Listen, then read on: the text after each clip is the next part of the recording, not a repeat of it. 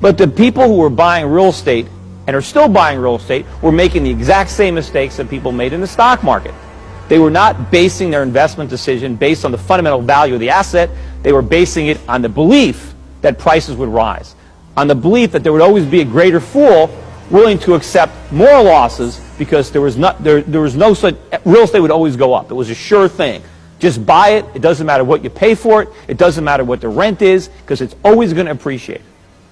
In fact, when I used to talk to potential clients in 1997 and 98 and 99 and tell them that the NASDAQ was going to lose 80 and 90% of its value, people thought that there's no way that that could possibly happen. I mean, people used to even tell me the government won't let that happen.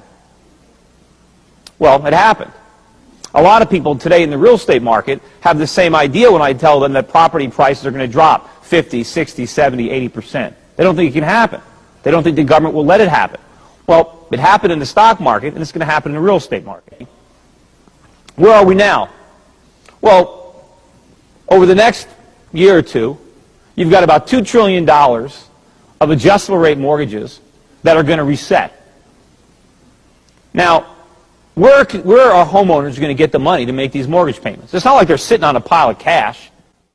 They're spending 40% of their income on their mortgage now at the low rate.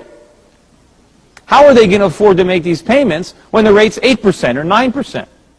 But the people who were buying real estate and are still buying real estate were making the exact same mistakes that people made in the stock market.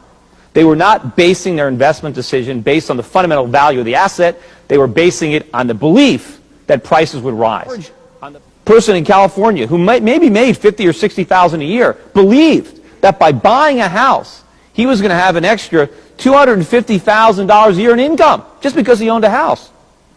Why even have a job? You know, people used to buy a house because they can afford it. Now they buy a house because they need the money.